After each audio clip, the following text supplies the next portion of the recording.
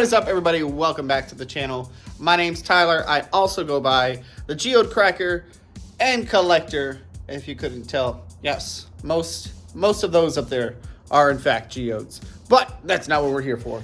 Today, I was going through a whole bunch of my rocks and stuff like that, kind of fixing up the garage and reorganizing, getting rid of some stuff, and I thought back to the past 2 summers when my family, my wife and my children and I have gone up to the Upper Peninsula of Michigan near Lake Superior, and we've done some camping and some rock collecting along the way, and I haven't really done a whole lot with those rocks, and it's been, some of these have been sitting around for years. So today we are going to start up a little maybe 2, maybe 3, maybe 4 part series here of playing with some Lake Superior material. First up, we are going to be starting off with some galaxy stones. So I'm super excited for that. I have polished one galaxy stone before. I kind of did a freeform, polished the whole thing, and then I have cut one other one, but I didn't really do anything after that. I just kind of cut it, and I think I got a slab out of it, and that's about it. So this is really going to be my first in-depth cutting of Lake Superior galaxy stones. And if you're not familiar with what a galaxy stone is, let me show you. Let's explain. All right, so these right here are what we call galaxy stones. That's just the kind of the nickname, the trade name given to them, given what they look like sometimes after you cut them open. But the proper name is amygdaloidal basalt. So this is a basalt host rock that has got little nodules inside that, if we're lucky, are little Lake Superior agates. So, sorry, now that I adjusted my lights a little bit, we can kind of see these a little bit better. So this one here, I don't think we are going to cut, but I want your opinion on this. I'd like to know what you guys think. We're going to zoom in on this thing here in just a second. All right, so I wanted to give it a quick little dip so we can see we've got some basalt. That's this rounded brown material. Ooh, say that 3 times fast. But in here, it's a little hard to see, but this red all around the edge is Lake Superior agate, and it's got a nice big pocket in the middle of quartz, but we can see there's some red starting to come up. So this one, we're just gonna wind up, I don't know, maybe we'll tumble it, maybe we'll just do kind of a free-form polish and just follow the shape of it and make it real nice and pretty. So I'd like to know what you guys think, so please let me know down in the comment section below. Should we tumble it? Should we free-form it? Or should we just leave it be? Because we could always do that, but it will look a lot prettier if we play with it a little bit. But back to the main thing here. So some of these you can see we've got little crystal pockets, little crystal cavities. You can see the sparkle inside of there. Some of them, like this one, have some bigger pockets, but there's nothing inside of them. So I'm curious if these were all just quartz nodules or what. So we're just gonna slice that one right down the middle and see if there's anything inside. And then we do have a couple, like this one that has got some beautiful Lake Superior agate right there. So this one we're gonna ever so carefully cut right down the middle, so we still have that nice piece there, and I'm really hoping that it opens up inside and gives us a really nice face to polish up. And this one actually looks like it's porphyry, not just basalt. Here, let me dip this really quick. So you can see there, it kind of looks more like porphyry to me. So that one's going to be exciting as well. And then we've got a whole bunch of other ones. This one's a little more green, so maybe this was just found in a different part of the lake, because like I said, these are collected over a couple years. This one really excites me too. So enough talking. Let's get to the saw. But here we are at the saw, ready to get started cutting up all of this here Lake Superior amygdaloidal basalt, better known as Galaxy Stone. And you know what? I think the best way to go about cutting up all of this stuff is to have an epic montage while we cut this stuff. So, let it begin.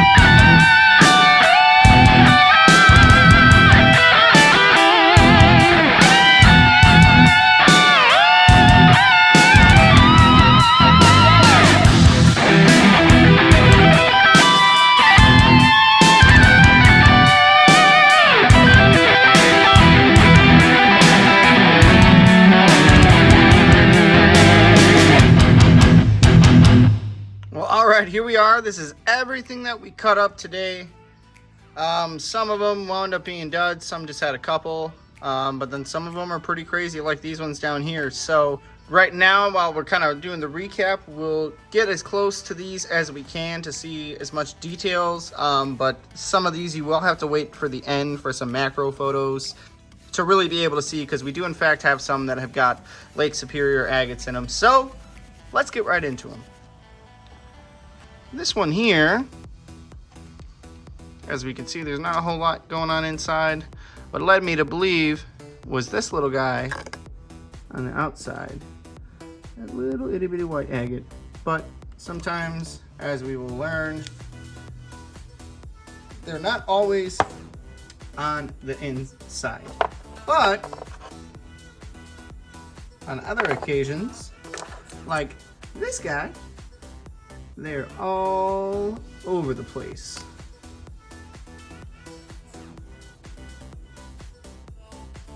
So we've got a couple of them.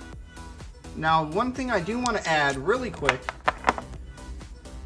before we get too much further into this is some of these were collected up in Copper Harbor. And if you're not familiar with Copper Harbor, that is a harbor up on the south shore of Lake Superior on the Upper Peninsula of Michigan, and it is called Copper Harbor. Now, don't quote me on this. My assumption is it's called Copper Harbor because you find copper there, but you can also find Lake Superior agates with copper as well. Sorry, it was kind of hanging out when I sprayed the other ones off. So there we can see all that beautiful banding and that beautiful copper inclusion as well. So we're gonna keep our eyes out and see if maybe we've got some copper of our own. This one you can see you got some beautiful banding in some of these down here. Some little geodes. But some really pretty stuff. This one right here makes me think maybe some copper hanging out on the sides. And also, another thing with this agate I'd like to point out is that pale color too. That pale color and those black lines. Because we have pieces like this with those black lines, and some pieces like this with those pale colors. So we're definitely hunting in the same area. But if you didn't figure it out yet, this is why they're called galaxy stones, because if this one was a little nicer, there'd be a lot more little bubbles and things like that. And when you take into consideration, like in this piece here, the banding that we find inside of these little nodules, they look like planets. So when you get a piece and you slice it open and it's chock full of them, it looks like a galaxy. So I hope that clarified the whole, what is a galaxy stone opposed to amygdaloidal basalt? Why is amygdaloidal basalt such a funny word? But here we go, here's another one. Now these agates are a little elongated, but you guys will see in the end that there's definitely some banding going on inside of those little pieces right there. So I don't even want to spend too much more time looking at them just this way, because we are going to appreciate them so much more when we get to see them up close with the macro. So if this is the first video of mine that you are watching, I hope that you enjoyed it, and I hope that you consider subscribing to the channel, clicking that bell notification to stay up to date on all notifications and future videos. I upload twice a week, Mondays and Thursdays at 7 p.m. Central Standard Time. So there's lots and lots of great stuff coming from my channel, and once we get to the summertime and we get back out to doing some geode collecting, woo-wee, I might have to bump it up to doing 3 videos a week. Who knows? But thank you guys so much for hanging out. Don't go anywhere too quick. Check out these photos.